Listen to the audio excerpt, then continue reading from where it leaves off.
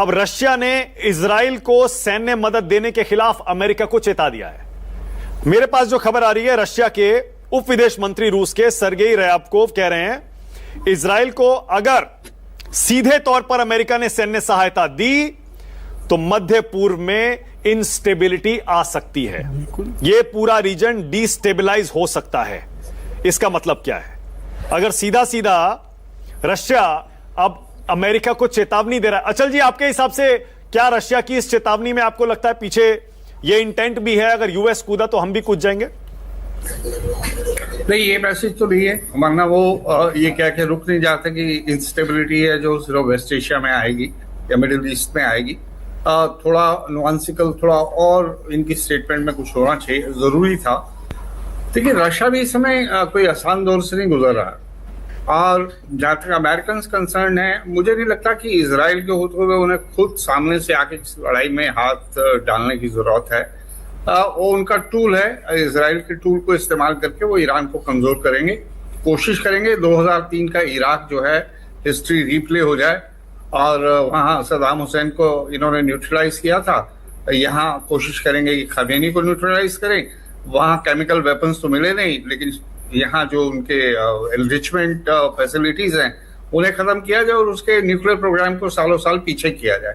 ये उनके and objectives है, इससे बाहर निकलना। हाँ, ईरान अगर खुद गलती करता है, अमेरिकन बेसिस पे या अमेरिकन इंटरेस्ट के ऊपर अटैक करता है, या फिर मिडिल ईस्ट में ही कहीं कुछ गलती कर देता है, तो फिर उनके पास जो जिस चीज के लिए इतना बड़ा नैरेटिव बनाया जा रहा है पिछले कई सालों से, ईरान को घेरने का, ईरान को ठोकने का, तो फिर अमेरिका के पास एक जेन्युइन एक्सक्यूज हो जाता है। वरना वैसे तो डोनाल्ड ट्रंप की किसी बात पे विश्वास नहीं किया जाता। पहले दिन से आए थे तो बोले थे कि मैं तो, मेरे होते हुए अमेरिका कोई लड़ाई में पड़ेगा नहीं, मैं तो पीस मेकर हूं, मैं तो पीस डील में विश्वास रखता हूं, मैं शांति में विश्वास रखता हूं।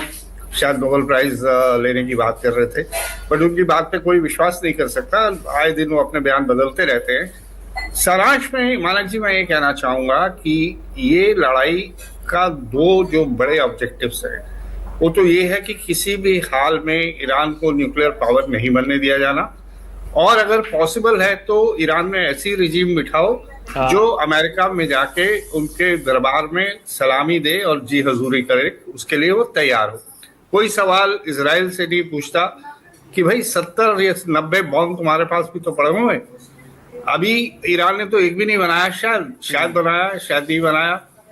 तो इस बात की क्या गारंटी है? ये कह रहे हैं कि ईरान बनाएगा तो डेफिनेटली स्ट्राइक करेगा इजराइल के ऊपर, तो इस बात की क्या गारंटी है कि इजराइल कभी जो जिसके पास ऑलरेडी 70-90 बॉम्ब है उसका इस्तेमाल नहीं करेगा? ना उससे कोई एनपीटी ज्वाइन कराने की बात करता है, ना उससे कोई दूसरा सवाल पूछता है। आज की तारीख में देखिए, वर्ल्ड ऑर्डर बदल चुका है। यूएन की तो मैं बात ही नहीं करूंगा, पैरालिटिक ऑर्गेनाइजेशन, कोई फायदा नहीं है, कोई भी रेजोल्यूशन पास करती रहती है। आज का दौर क्या है? Use of force to achieve your political objectives. Russia Ukraine में कर रहा है, इजराइल ने हमास के साथ किया, अब इजराइल ईरान के साथ कर रहा है। तो world order has gone haywire, कोई सवाल ही नहीं पूछता। सरेआम आप कह रहे हैं कि हमने न्यूक्लियर साइंटिस्ट मार दिया। अरे भैया, किसने दिया आपको ये आपको? Who has given you this power to kill people? Scientist. सरेआम आप कह रहे हैं कि हम अयतुल्ला खमेनी को घेर लेंगे, मार देंगे। तो world order has gone haywire. मतलब आपको भी लग रहा है अचल जी यूएस इसमें नहीं कूदेगा वॉर में? आपको भी ऐसा लगता है? जब तक ईरान कोई बड़ी गलती नहीं करेगा। ओके, ऑलराइट, ओके अचल जी, एक कमेंट और, उसके बाद आलोक शर्मा और तुहिन सिन्हा के पास भी जाना है, क्योंकि ये भी एक बड़ा मुद्दा है।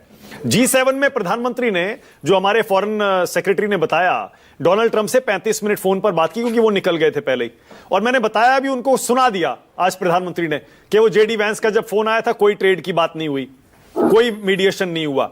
आपको लगता है अब ये जो कंट्रोवर्सी चल रही है कि ट्रंप ने सीजफायर कराया, अब ये खत्म हो जानी चाहिए? ये तो पहले ही नहीं होनी चाहिए थी कंट्रोवर्सी। हमारे देश के सभी जितने पॉलिटिकल रिप्रेजेंटेटिव्स हैं, या हमारे सीनियर ऑफिशियल्स हैं, या डीजीएमओ के हैं, सब बार बार तो कह ही रहे हैं ना कि हमने ऐसा कुछ नहीं किया। मेरे ख्याल से विपक्ष को तब तक तसल्ली नहीं होगी जब तक प्रधानमंत्री खुद अपने शब्दों में किसी पार्लियामेंट्री सेशन में या किसी स्पेशल सेशन की तो समय नहीं रह गया जी, जब तक वो खुद एक कोई ऐसा बयान नहीं देंगे, शायद मुझे नहीं लगता कि लोगों को तसल्ली होगी। क्योंकि अभी सवाल उठाने वाले तो ये भी कह रहे हैं कि अमेरिका का वर्जन क्या है इस टेलीफोनिक कन्वर्सेशन का। नॉर्मली व्हाइट हाउस भी एक रीड आउट देता है ऐसे मौके पे अगर बात होती है।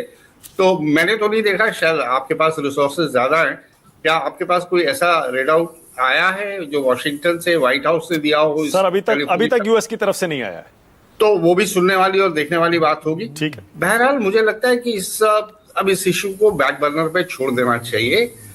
डेफिनेटली जो ये ट्रेड ब्रेड की बात करते हैं, या तो वो मिस इंटरप्रिटेशन हो रही है उनकी, हो सकता है वो कहना ये चाह रहे थे कि मैं सबको ये कह रहा हूं कि ट्रेड को प्रायोरिटी दो, लड़ाई नहीं सर, कोई मिस इंटरप्रिटेशन नहीं है सर, वो 13-14 बार बोल चुके हैं। वो अपनी तरफ से शायद ये कहने की कोशिश कर रहे हो। नहीं, वो तो कल परसों भी कह रहे थे कि मुझे इसका क्रेडिट नहीं मिलता। खैर चलिए, ओके, आलोक शर्मा।